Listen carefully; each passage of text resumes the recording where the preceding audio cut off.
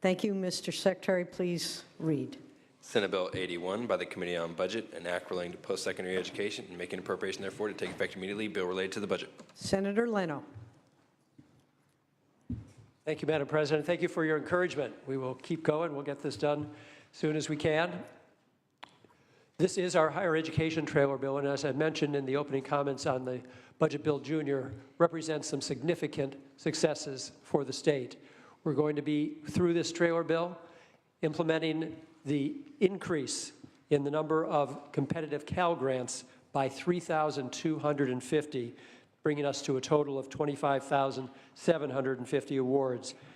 Also, through the leadership of Senator Block and our pro tem, authors of SB 15, we were really able to make some significant changes to the middle class scholarship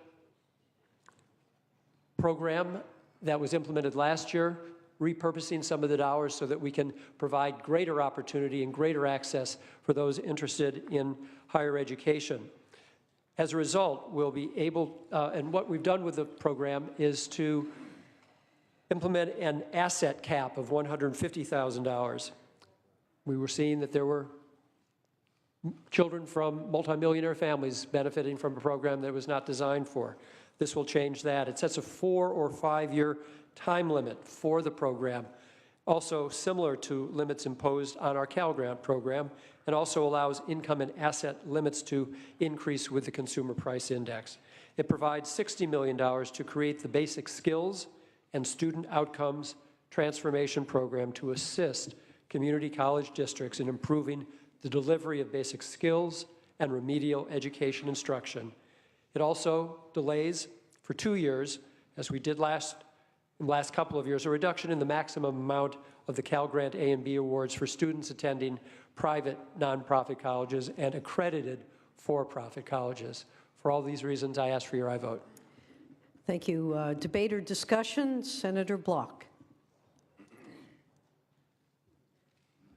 Thank you, Madam President. This should be a fairly easy vote for most in this chamber. Only a few weeks ago, on June 2nd, we voted 37-1 to support Senate Bill 15. Now, through the great work, and in policy, we all agreed, 37 of us at least, agreed it was good, sound policy. The question was, could we find the dollars to fund SB 15?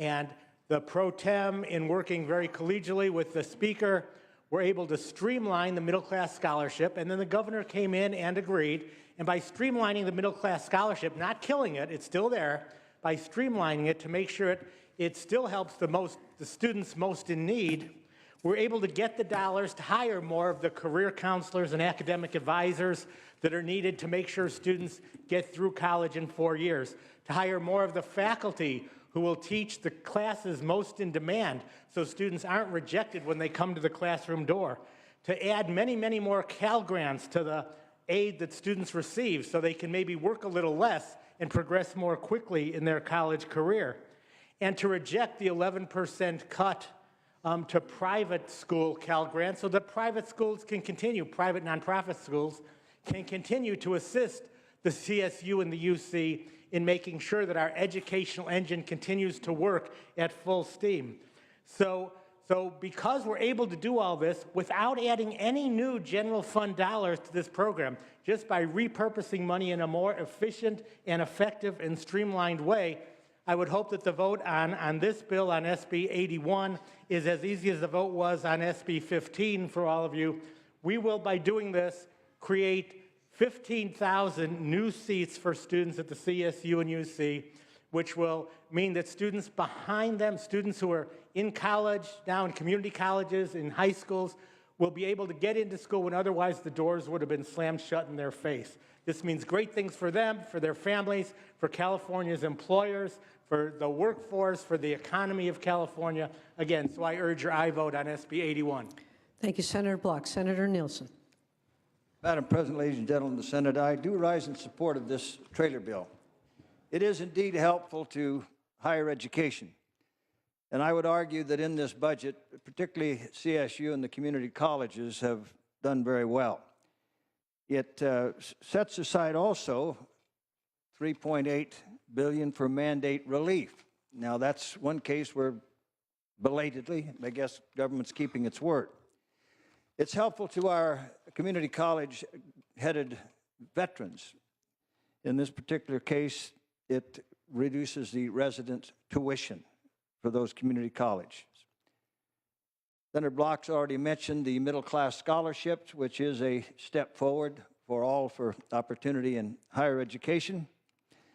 And it is requiring a study of the master plan eligibility. This was a very important part of the 60s master plan and the review of the master plan that was done here in the 1980s. It assured that 1/8 of our students would be able to find a home at CSU, and excuse me, at 1/8 could find a home at CSU and 1/4. 1/8 at CSU and 1/4 at UC. That is a very important target for us. And there's been a step ahead here in terms of helping more California students, curbing the excesses of higher education over a long period of time, of inflating the numbers of out-of-state and out-of-country students so they could make money. And that's kind of been tamped down. There was some real angst early on in the budget year about the higher ed budget. A lot of pushing and shoving. I'm glad that that's kind of abated now, and that this resolution will be a good step ahead for higher education. I urge an aye vote. Thank you, Senator Nielsen. Our newest senator from the great north, well, whatever it is, north of Los Angeles, Senator Glazer. Oh, boy. Madam President, I rise, and members, I rise to join in support for this important measure, SB 81. First, to acknowledge and thank the leadership of this Senate for their good work in providing this very important reinvestment in our higher education system, to express appreciation to the Budget Subcommittee Chair in Higher Education for his leadership in trying to find ways to increase admissions and break down the bottlenecks that impede our students and their ability to get through in a reasonable amount of time. For many years, the state failed to reinvest in our higher education institutions, and I'm pleased that this year, in such an important way, with such enormous impact, that we're prepared to reinvest once again in our important institutions. The thing that strikes me about this measure is that for many families here in California and their kids, they follow all the rules. They get good grades. They get through the A through G requirements for admission to our higher education institution, and then to find that the doors were closed for tens of thousands of them. And this measure is going to allow for at least 15,000 more seats. It's a very important step forward, and I'm pleased to support it. Thank you, Senator Glazer. Senator, yes, Gaines. Great. Thank you, Madam President and members. I just want to speak very briefly to highlight the opportunity for Cal Grants throughout the state of California for private universities and colleges, many of them faith-based, and now having this opportunity through this legislation to extend that for folks who are in need. And so just urge an aye vote. Thank you. Thank you very much. All debate having ceased on this non-controversial item, Senator Leno, you may close. Thank you, Madam President. I can't add much to all the praise that has already been said, but I do want to clarify one important detail, which is that these 15,000 new slots, 5,000 at UC and 10,000 at CSU, will be for California resident students exclusively. I ask for your aye vote. Mr. Secretary, please call the roll. Allen. Aye. Anderson. Aye. Bates. Aye. Bell. Aye. Berryhill. Aye. Block. Aye. Cannella. Aye. De Leon. Aye. Fuller. Aye. Gaines. Aye. Galgiani. Aye. Glazer. Aye. Hall. Aye. Hancock. Aye. Hernandez. Aye. Hertzberg. Aye. Hill. Aye. Hueso. Aye. Huff. Aye. Jackson. Aye. Aye. Lada. Aye. Leno. Aye. Leva. Aye. Liu. Aye. McGuire. Aye. Mendoza. Aye. Mitchell. I. Monning. I. Morlock. I. Morrell. I. Wynn. I. Nilsson. I. Pan. I. Pavley. I. Roth. I. Runner. I. Stone. I. Vidak. I. Wachowski. I. Wolk. Wolk, aye. Please call the absent. No, there are no absent members. You cut all the votes. All right. Ayes 40, noes 0. Assembly amendments are concurred in. Excellent. SB 80 is up next. SB 80 without reference to file. Mr. Secretary, please read. Senate Bill 80 by the Committee on Budget, an act relating to taxation and making an appropriation therefore to take effect immediately. Bill related to the budget. Senator Leno. Thank you, Madam President. Colleagues, this is our earned income tax trailer bill. With it, California will join 22 other states in finally creating our own earned income tax credit. It will be a complement to the federal earned income tax credit, which has been widely recognized as one of our best anti-poverty programs at the federal level. It is a modest first step, but it is very significant nonetheless.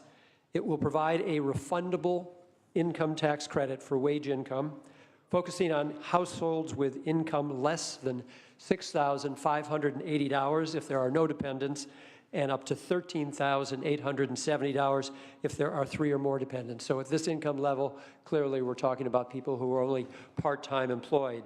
The refundable credit would be available with tax returns beginning in 2015 and is expected to reduce state revenues by about $380 million annually beginning in this budget year, and it will benefit an estimated 825,000 families and over 2 million individuals. The estimated mean household benefit is $460 per year, with a maximum credit for a household of 3 or more at over $2,600, not insignificant, and will provide valuable assistance to working low-income Californians. I ask for your aye vote. Debate or discussion on this item? Debate or discussion, Senator Morlock. Thank you, Madam President. I was the only no vote in the Budget Committee yesterday. I want to explain why. I'm concerned about the state's budget and its cash flow. This is $380 million in funds going out. Also requires 98 new employees. So with that concern, trying to reduce our state's debts, here's a revenue, or here's a place where we have some money. We're looking at raising taxes, but here's $380 million to get our own house in order. So it just seems a little awkward that when we're not in good financial shape, we're giving money away. I encourage a no vote. Thank you, Madam President. Thank you, Senator Morlock. Seeing no further debate, Senator Leno, you may close. Thank you, Madam President. I don't know that this will earn our colleagues' vote, but just to remind us all that this is not an entitlement program. It will be dependent upon annual appropriations. I ask for your aye vote. All debate having ceased, Mr. Secretary, please call the roll. Allen. I. Anderson. I. Bates. I. Bell. I. Berryhill. I. Block. I. Cannella. I. DeLeon. I. Fuller. Gaines. I. Galgiani. I. Glazer. I. Hall. I. Hancock. I. Hernandez. I. Hertzberg. I. Hill. I. Weso. I. Huff. I. Jackson. Aye. I. Lada. I. Leno. I. Leva. Liu. I. McGuire. I. Mendoza. I. Mitchell. I. Monning. I. Morlock. No. Morrell. I. Wynn. I. Nilsson. I. Pan. I. Pavley. I. Roth. I. Runner. I. Stone. I. Vidak. I. Wachowski. I. Wolk. Wolk, aye. Please call the absent members. Fuller. Leva. Aye. Ayes 38, noes 1. The Assembly amendments are concurred in. Moving along now to file item, without reference to file, SB 84. Mr. Secretary, please read. Senate Bill 84 by the Committee on Budget, an act relating to state government and making an appropriation therefore to take effect immediately. Bill related to the budget. Senator Leno. Thank you, Madam President. Senators, this is our general government and state administration trailer bill. It does a number of things. First and foremost, establishes the Regional Railroad accident preparedness response force within the Office of Emergency Services, which will be responsible for providing response capabilities in the event of the release of hazardous materials transported by rail. We've read horrific news accounts of what has occurred in other cities, large numbers of death, great damage to property. When there is an accident involving hazardous materials, we must prepare the state better than we are today. It also creates a grant program to help qualifying homeowners defray costs associated with seismic retrofit of their homes. Also establishes the position of the Director of Immigrant Integration, who will provide statewide leadership on the administration, assessment, and planning efforts of immigrant integration efforts in California. And I want to thank our colleague, Senator Lara, for his leadership on this issue, fully funded with private non-state dollars.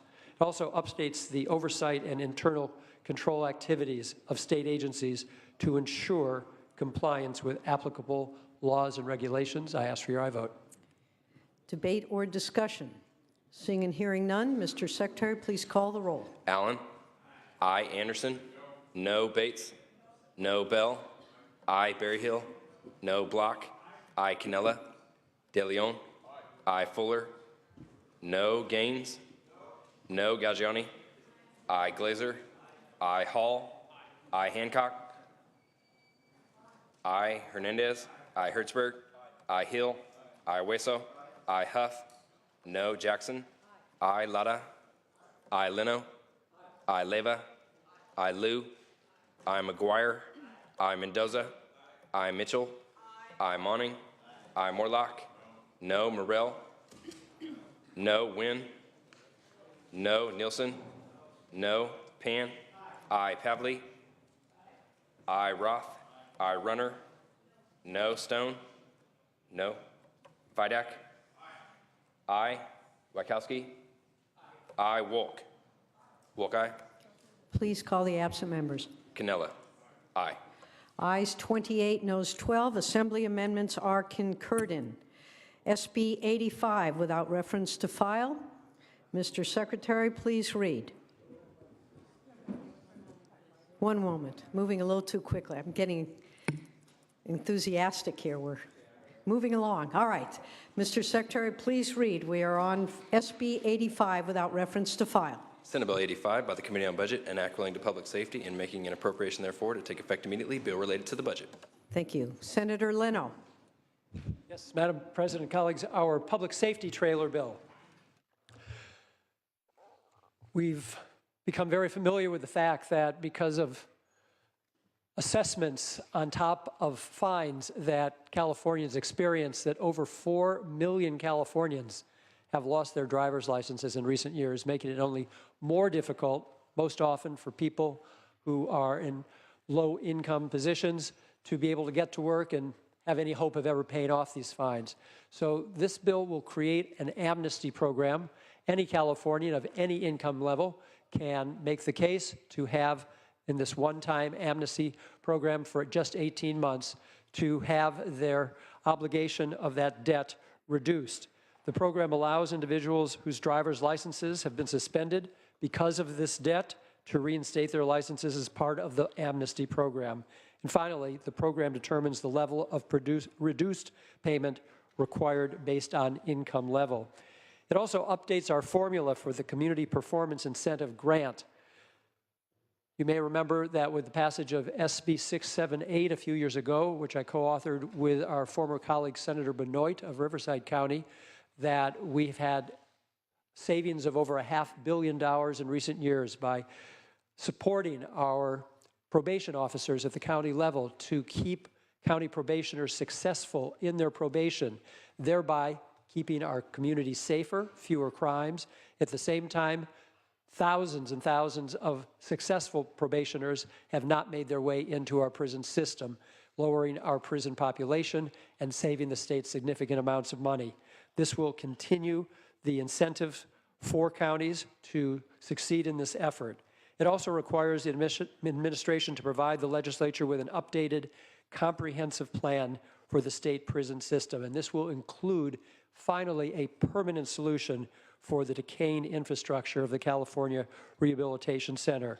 The bill does state that the legislature believes that this dilapidated prison can be closed without jeopardizing the court-ordered prison population cap. I ask for your aye vote. Debate or discussion, Senator Nielsen. Thank you, Madam President, ladies and gentlemen of the Senate. I would urge a no vote on this bill. We call these public safety bills, and usually they're everything but. This is not as bad as many we've passed around here. We've got more fees in this one. There were temporary court user fees. Well, now we're just going to extend them. Why don't we just have the courage to make these fees permanent and quit promising people that there's going to be something temporary about the fees that we're assessing everybody? And I might argue this could stem the ability of some litigants to file because of the cost of these fees. In my fairly intimate experience with Department of Corrections and Rehabilitation and the prison institutions, one of our greatest problems is the interdiction of drugs into our facilities.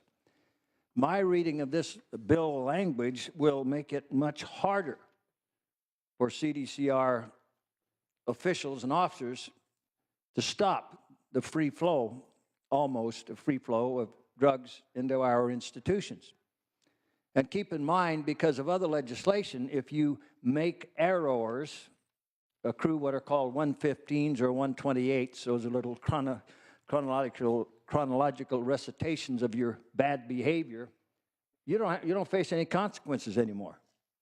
You just keep acting up, and there's no problem because we don't want to add to your time. We want you to get out of prison sooner. There's a study of body cameras for the highway patrol. I think we should not even be getting into this without an awful lot of study, and not just one by the CHP.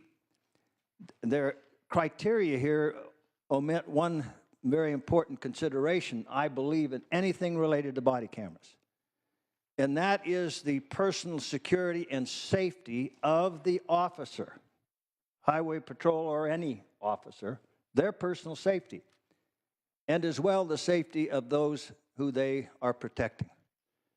I truly believe, as we get too enthused about body cameras, that split second where very highly trained officers have to react to an adverse situation where they deem it a personal threat to them or who they're trying to protect, and a knowledge at the highest level of predictability that individual has the capability of carrying out that perceived threat. We're going to lose officers over that moment of hesitation because they're worried about the camera, and they're worried about that being on the evening or the morning news. And that camera does not answer all of the questions. It cannot get the ambience and the circumstances at the scene. So I'm a little reserved about the enthusiasm for that. It now says that those deemed incompetent to stand trial can be remanded to local jail beds because they're less costly. Well, yes, they're less costly. But what has the legislature or the administration done for those local jails under the jurisdiction of the sheriffs to allow them to handle such individuals? Incompetent to stand trial means there are some mental health problems with an individual. Now, those problems can manifest themselves in very violent ways that affect the security of the institution, of those who are housed there, and the officers and free staff who work there. They better think about that a little bit. I'm not much enthused about that save money business. I'm more concerned about putting dangerous individuals into less secure situations and in situations where they're less able and have less access to needed treatment. And very particularly, this alone should be cause to vote no. How is this legislature so wise as to determine we do not need any more prison beds so we can close Norco? We find that it is in the best interest. Does this legislature have any thought that the prison population may creep back up, at least with population? or at least when the public finally gets fed up with AB 109 and the victimization and the diminishment of punishment for those who do that and make us victims? You think that's never going to change? It has absolutely predictably changed many times. And because of AB 109, it's going to change again. We are very definitely going to need more prison beds in the future. And we're certainly not helping our local jails handle the mess that we've thrown into them. I would urge a no vote. Senator Hancock. Thank you so much, Madam President and members. I rise in strong support of this measure. This bill reflects real progress toward the durable solutions we're seeking to not only control and lower the prison population in California, but to improve our criminal justice system as a whole. We have made progress in recent years. This bill adds to that progress. In fact, we have a lower prison population. We have a crime rate that has not gone up in spite of predictions. We have not succeeded in decreasing the prison budget, which continues to take up an enormous part of the state budget. And I look forward to the day when we will be able to do that and redirect the money toward some of the great needs that have been identified in a bipartisan way today. Many of the issues that are addressed in this bill were rooted in the oversight work that the Senate Budget and Policy Committees did earlier this year.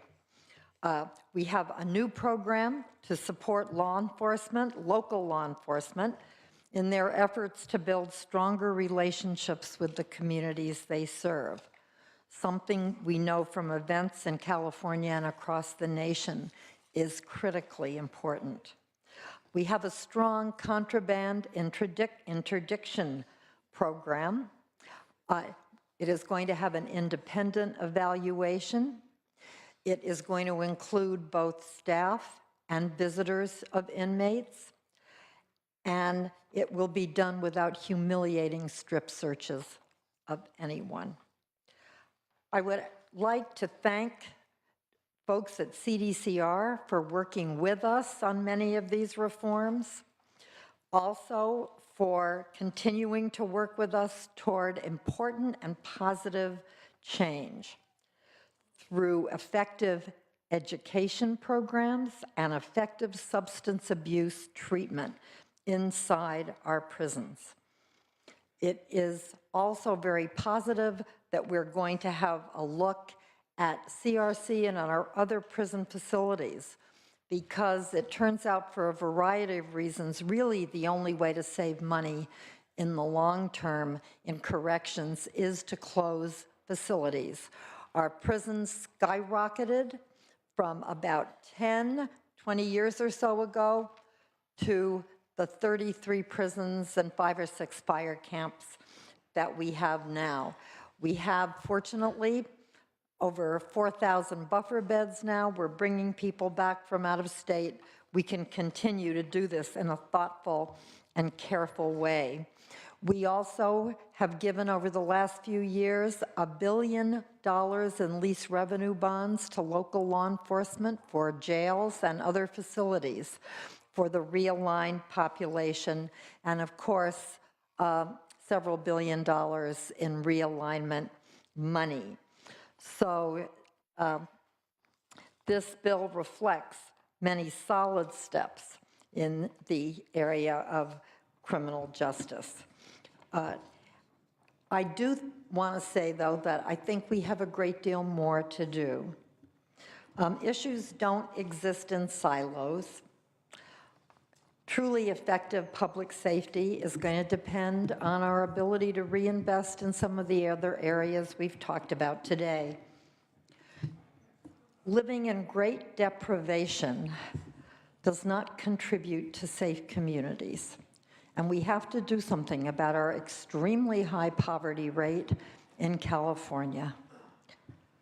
Early learning and after-school and summer programs keep our students safe and keep their learning that they gain during the day or during the school year during the summer months.